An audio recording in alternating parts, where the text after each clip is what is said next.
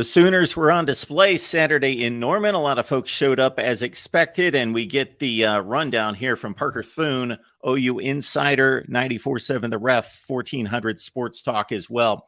Parker, how's it going today? Tell you what, Mark, I am excited to have spring ball over with. That was a grind of a month, as I'm sure it was for many across the industry. But now, of course, it's exciting for 24, 48 hours, but then you hit that realization that, oh, we don't got any more football until August. So definitely entering that lull, and I have mixed emotions about it, to be sure. I don't expect that many Oklahoma fans have mixed emotions about Jackson Arnold, in a sense that, the statistics aside, he looked like he belonged. He looked like he has progressed, took control of the offense, ran it pretty well, did some good things out there. And of course, he was the most talked about player heading into the spring game.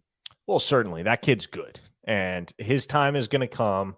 I don't think it'll come at Oklahoma in 2023 unless stuff hits the fan in a big way, which is not completely out of the realm of possibility, but I point towards 2024 as a much more likely juncture for Jackson Arnold to take the reins. And offensively in general, it was not a good spring game for Oklahoma. Arnold was one of the lone bright spots, and I think it's easy to look at that situation as an outside casual observer and say, well, okay, there you go. Oklahoma's going to struggle just as much in year 2 under Brent Venables as they did in year 1.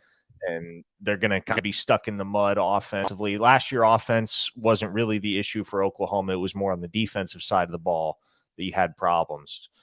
I think the context that is important to consider amidst all of the narratives coming out of Oklahoma's spring game is that they had a very patchwork offensive line, Mark. They had nearly half their scholarship linemen injured and sitting out. So they had guards that they were playing at tackle. They had centers that they were playing at guard. They were shifting, shuffling the deck, moving the pieces around just to try and cobble together a functional offensive line. And that's largely why you saw the Sooners had no success running the ball. Defense was in the backfield seemingly on every play. Dilton Gabriel and Jackson Arnold had absolutely no time to throw. So on the one hand, you like to see that from your defense, but it did give rise to a lot of offensive concerns. I think without that context, they have the potential to rise the point of hysteria amongst this fan base, Mark. And this is why, in general, I don't put a whole lot of stock into spring games as it is, just because it is by nature a zero-sum game. Every single play that the offense makes comes at the expense of a defensive lapse and vice versa. One side of the ball is only as good as the other side is bad, right? So there are literally two sides to every coin with regard to a spring game. But on that note, to kind of loop back around and tie a bow on your original point there, Jackson Arnold, I think when he was with the ones, which wasn't until the very tail end of the game, and I think everybody saw the touchdown throw that he made to Gavin Freeman to cap off the spring game. When you got Jackson Arnold in there with the ones and he actually had some time with which to operate, he was excellent, flashed that mobility on a 53-yard touchdown run on his very first drive of the game that was called back. But there's a lot of reason to be excited about not just Arnold, but plenty of those young playmakers on this Oklahoma roster. Peyton Bowen made an outstanding play. Josiah Wagner was getting some run with the ones at cornerback. So it's very evident that the next generation of football players at the University of Oklahoma are just cut a little bit different than their predecessors. Yeah, we all have to realize, fans included, of course, that what we get to see on the spring game is important just because it's the one time that people get to look at it, but it's not in and of itself any more important than the other 15 sessions. Or in a sense, you could actually reason that it's less important because the schemes are vanilla, because they're going to show less in the one look that everyone gets. They're going to show less, of course, for their upcoming competition. So that has to be taken into light. We've got Parker Thune here talking Oklahoma football. We enjoy Parker's analysis, of course, and you will as well. OU Insider, Sports Talk 1494.7 The Ref. And you went a couple different ways that I'll take it from here. And you brought up some newcomers. Some of those are along the defensive line. Dason McCullough, maybe the most notable. He made some plays. Again, we'll take it into consideration about who he was facing along the offensive front, but some of those defensive linemen making a few flash plays.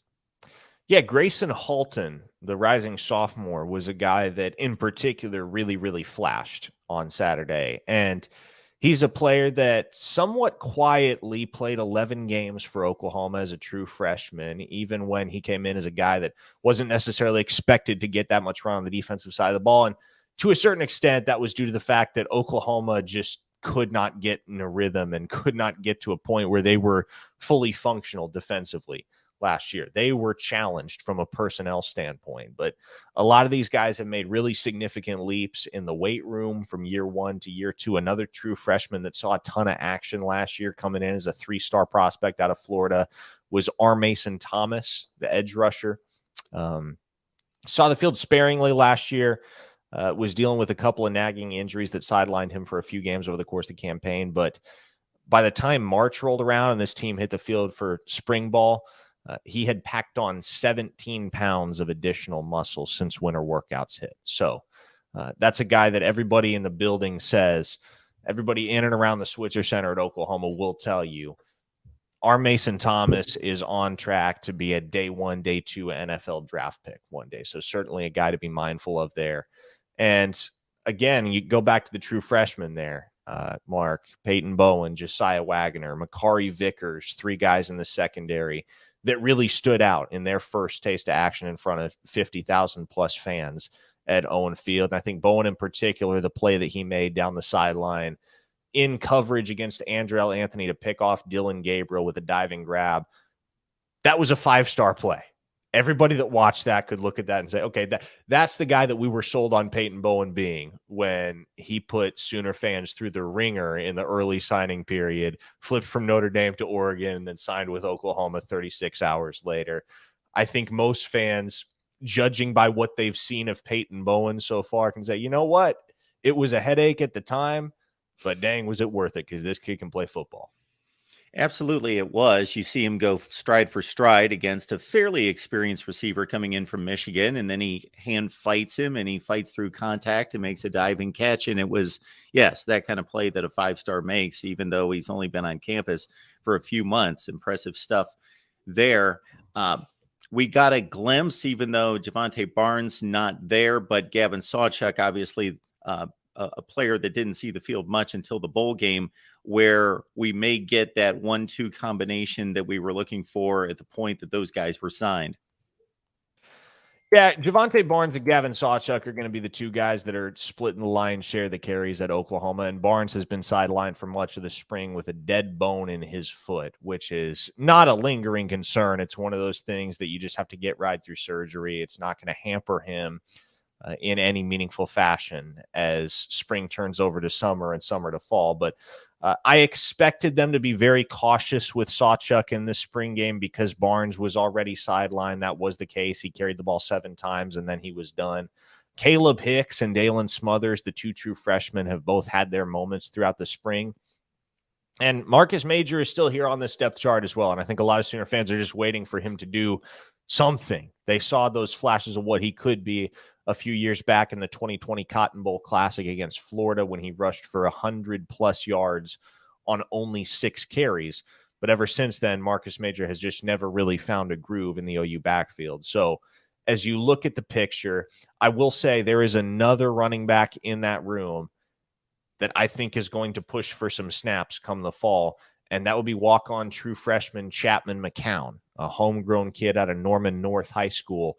He's only 5'5", but he is a lightning rod and a guy that, because of his small stature, can prove and has proven so elusive when it comes to defensive players being able to get 2 hands on the guy and tackle him.